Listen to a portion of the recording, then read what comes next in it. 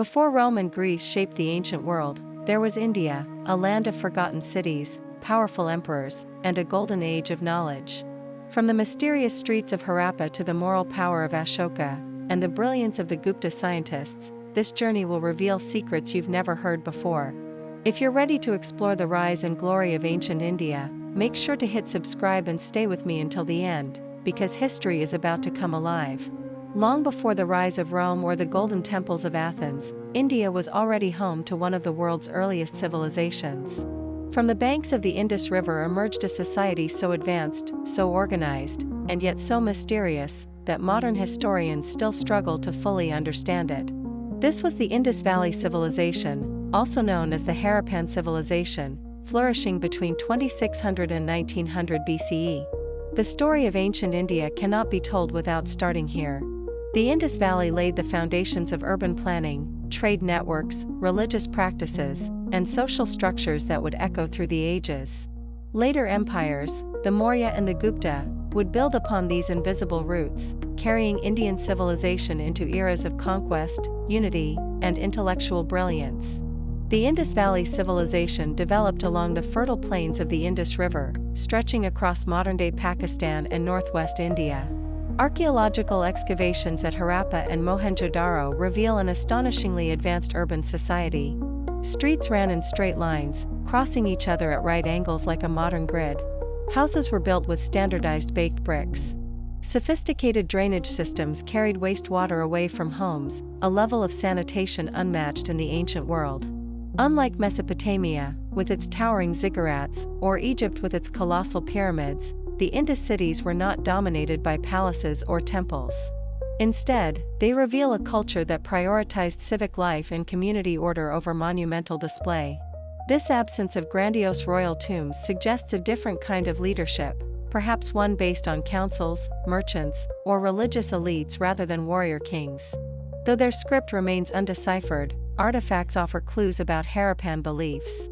Figurines of a mother goddess suggest a fertility cult, while seals depicting a horned deity in a yogic posture resemble later images of Shiva, the Hindu god of destruction and renewal. The famous Great Bath of Mohenjo-daro points to ritual bathing, foreshadowing the importance of purity and water in later Hindu traditions. Religious life seems less centered on grand temples and more integrated into daily existence, fertility, agriculture, purity, and cosmic cycles. In many ways, Harappan religion may represent the earliest roots of South Asian spirituality. The Indus Valley left no written codes of law, but uniformity in weights, measures, and city design points to a highly organized system of governance. The fact that bricks used in cities hundreds of kilometers apart followed the same dimensions suggests centralized standards. This was not a chaotic collection of villages but a planned, regulated society. Socially, evidence hints at a relatively egalitarian culture. Unlike Egypt, where pharaohs towered over peasants, Harappan society left little sign of vast inequality. Residences were similar in size, and wealth differences appear modest. If there were rulers, they ruled with subtlety rather than spectacle. The economy of the Indus Valley was vibrant and diverse. Farmers cultivated wheat, barley, sesame, and cotton, likely making Harappans the world's first cotton weavers. Skilled artisans produced beads, pottery, and intricately carved seals. Trade was extensive. Indus goods have been found as far away as Mesopotamia, and Mesopotamian texts mention trade with Meluhha, believed to be the Indus region. These networks carried not just goods but ideas, making Harappa part of a larger global system of the Bronze Age. Curiously, there is little evidence of a standing army or large-scale warfare. City walls existed, but these may have served as flood defenses rather than fortifications. Few weapons have been discovered, and no grand battle scenes decorate their artifacts. Unlike later Indian empires, the Indus Valley seems to have been a civilization built on trade and order rather than conquest. By around 1900 BCE, the cities of Harappa and Mohenjo-daro began to decline.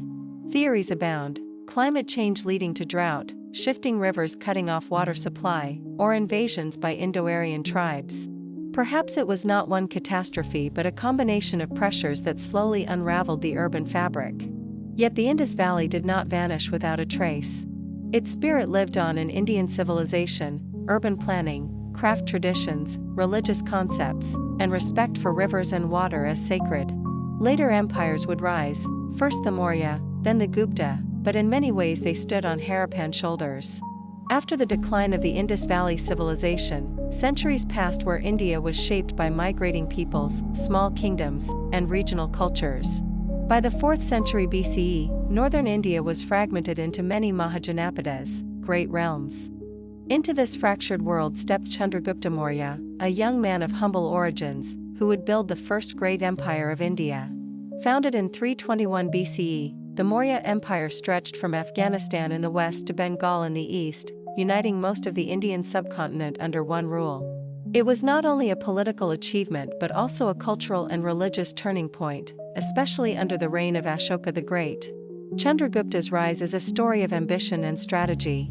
According to tradition, he was guided by Chanakya, Kautilya, a brilliant strategist and author of the Arthashastra, a text on politics and statecraft. Together, they overthrew the ruling Nanda dynasty in Magadha and established the Maurya Empire around 321 BCE. Chandragupta proved himself a capable general and administrator. He expanded his empire across northern India and even clashed with Seleucus I Nicator, one of Alexander the Great's generals. In 305 BCE, after a treaty, Chandragupta gained control of territories in present-day Afghanistan and Pakistan, cementing the empire's western frontier. In his later years, Chandragupta is said to have embraced Jainism, renouncing worldly power and retiring to Karnataka, where he died as a monk. His legacy, however, was the foundation of India's first true empire. The Maurya Empire was known for its highly centralized administration. The capital at Pataliputra, modern Patna, was the heart of governance, with a network of officials overseeing taxation, trade, justice, and public works. Chanakya's Arthashastra describes a meticulous system of spies, taxation, and state control over resources. Agriculture was the backbone of the economy, but trade flourished across roads, rivers, and ports. The empire standardized weights and measures, regulated markets, and invested in infrastructure like irrigation and roads. Unlike the decentralized Harappan cities, the Maurya system revolved around imperial authority. Yet, this centralization brought stability and prosperity to millions of subjects. The Maurya army was one of the largest standing armies of the ancient world. Sources suggest it included infantry, cavalry, chariots, and war elephants, a uniquely Indian feature that gave them an edge in battle. This formidable force allowed the Maurya to secure borders, suppress rebellions, and expand their rule. If Chandragupta was the empire's founder, Ashoka was its most celebrated ruler. Initially, Ashoka was a fierce warrior, consolidating power through conquest. His most famous campaign was the Kalinga War, c. 261 BCE, which resulted in massive bloodshed, some accounts say over 100,000 dead.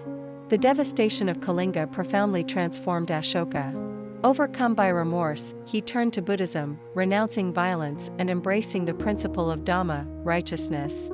This marked one of the most extraordinary shifts in leadership in history, from conqueror to moral guide.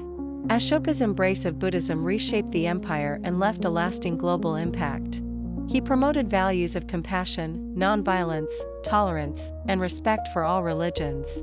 His policies were inscribed on rock and pillar edicts, many of which survive today, scattered across India, Pakistan, and Nepal. He sponsored Buddhist councils, sent missionaries to Sri Lanka, Central Asia, and beyond, helping spread Buddhism across Asia. While he did not enforce Buddhism as a state religion, his reign made India the cradle from which Buddhism radiated worldwide. The Maurya era was also a period of remarkable artistic and architectural achievements. Ashokan pillars, tall sandstone columns inscribed with edicts, often topped with animal capitals. The lion capital of Sarnath later became India's national emblem. Stupas, large Buddhist monuments, such as the Great Stupa at Sanchi, were built to enshrine relics of the Buddha. Palaces at Pataliputra, Greek and Persian influences blended with Indian styles, reflecting India's role in global exchanges. This cultural flowering set the stage for India's later golden ages. After Ashoka's death in 232 BCE, the empire began to weaken. His successors lacked his vision and authority, and the vast territory proved difficult to govern. Provincial governors asserted independence, external invasions tested the borders, and internal corruption eroded stability. By 185 BCE, the last Maurya ruler, Brihadratha, was assassinated by his general Pushyamitra Shunga, marking the end of the Maurya dynasty. By the 3rd century CE, India had gone through cycles of unity and fragmentation since the fall of the Maurya Empire. Regional kingdoms like the Shungas, the Kushans, and the Satavahanas rose and fell, each leaving cultural imprints. But true stability and brilliance returned with the rise of the Gupta Empire, founded around 320 CE by Chandragupta I, not to be confused with Chandragupta Maurya. The Gupta period is often hailed as India's golden age. It was a time when art, literature, science, mathematics, and philosophy flourished, leaving legacies that still influence the modern world. Chandragupta I, 320 to 335 CE, married into the powerful Lichavi clan, using alliances and diplomacy to establish the Gupta dynasty. Samudragupta, 335 to 375 CE, a warrior king, he expanded the empire through campaigns across northern and central India. His conquests are immortalized on the Allahabad pillar inscription, which lists dozens of defeated kings. Chandragupta II, 375 to 415 CE, also called Vikramaditya, he presided over the peak of Gupta power. His reign saw not just military success but cultural brilliance. He defeated the Shakas in western India, gaining control of trade-rich Gujarat and opening sea routes to the Roman world. The Guptas practiced a decentralized form of governance compared to the Mauryas. Provincial rulers retained autonomy but paid tribute and acknowledged the emperor's supremacy. The capital at Pataliputra remained important, but new centers like Ujjain and Nalanda grew in prominence. Unlike Ashoka's empire of moral edicts, the Gupta state relied more on diplomacy, tribute, and alliances to maintain cohesion. The Gupta period was marked by economic prosperity. Agriculture thrived due to fertile Gangetic plains, while trade connected India to Central Asia, Southeast Asia, and the Mediterranean. Indian spices, textiles, and precious stones were highly valued abroad. Gupta gold coins, often bearing images of kings performing rituals or heroic acts, reflect both wealth and artistry. Guilds of artisans and merchants became powerful, helping sustain urban growth. This was the true brilliance of the Gupta age. Literature, Sanskrit flourished, with poets like Kalidasa, author of Shakuntala, producing works that shaped Indian literary tradition.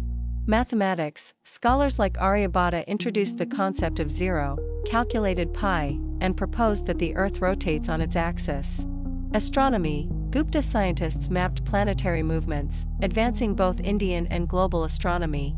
Medicine, texts like the Sushruta Samhita outlined surgical techniques, while Ayurveda advanced systematically. Art and architecture, the Gupta style emphasized grace and spiritual expression. Temples at Deoghar and Ajanta cave paintings remain masterpieces of world art. The cultural advancements of this period influenced not only India but much of Asia. The Guptas maintained strong armies with cavalry, elephants, and archers. While expansion was significant under Samudragupta and Chandragupta II, the empire eventually relied more on alliances than constant warfare. Foreign travelers like Faxian, a Chinese Buddhist monk who visited India around 400 CE, described the Gupta realm as prosperous, peaceful, and tolerant, an image that reinforced its reputation as a golden age. Hinduism became more structured during the Gupta age, with the consolidation of key texts like the Puranas. Temples dedicated to Vishnu, Shiva, and Devi began to dominate the landscape. At the same time, Buddhism and Jainism coexisted peacefully, with Nalanda University becoming a great Buddhist center of learning. This period saw an integration of spiritual traditions that enriched Indian thought. By the mid-5th century, cracks began to appear. The Huna invasions, a branch of the Huns, destabilized the empire. Internal divisions and weak successors weakened central authority. Provincial governors asserted independence, fragmenting the empire. By 550 CE, the once great Gupta Empire had splintered into smaller kingdoms, marking the end of India's golden age. The story of India's ancient civilizations is not one of disappearance but of continuity, adaptation, and profound influence. From the orderly streets of Harappa and Mohenjo-daro, humanity first learned how cities could be designed with sanitation, standardized measures, and social organization at their core. Though the Indus Valley Civilization eventually declined, its emphasis on urban planning and community life echoes in how we think about sustainable cities today. The Maurya Empire, under Chandragupta and especially Ashoka, gave the world a new vision of political and moral leadership. Ashoka's conversion to Buddhism and his policy of Dhamma showed that empires could be governed not merely through conquest but through compassion, tolerance, and ethical responsibility. His rock edicts remain as timeless reminders that true power lies not in domination but in service to humanity. The Gupta Empire, often called the Golden Age of India, illuminated the world with advancements in mathematics, astronomy, literature, and art. The invention of the concept of zero, the brilliance of Sanskrit poetry, and the precision of Gupta-era scholars shaped global knowledge systems. Today, every calculation in science and technology carries within it the silent legacy of this Indian innovation. Together, these three periods created a cultural and intellectual foundation that still defines India's identity and enriches human civilization. The values of urban organization, moral governance, and scientific creativity are not confined to the past. They continue to inspire contemporary discussions on democracy, ethics, education, and innovation. The ruins of Harappa, the edicts of Ashoka, and the texts of Gupta scholars remind us that civilizations rise and fall, but their ideas can achieve immortality. Ancient India's greatest legacy is not only what it built, but how it continues to shape the way we live, think, and dream today.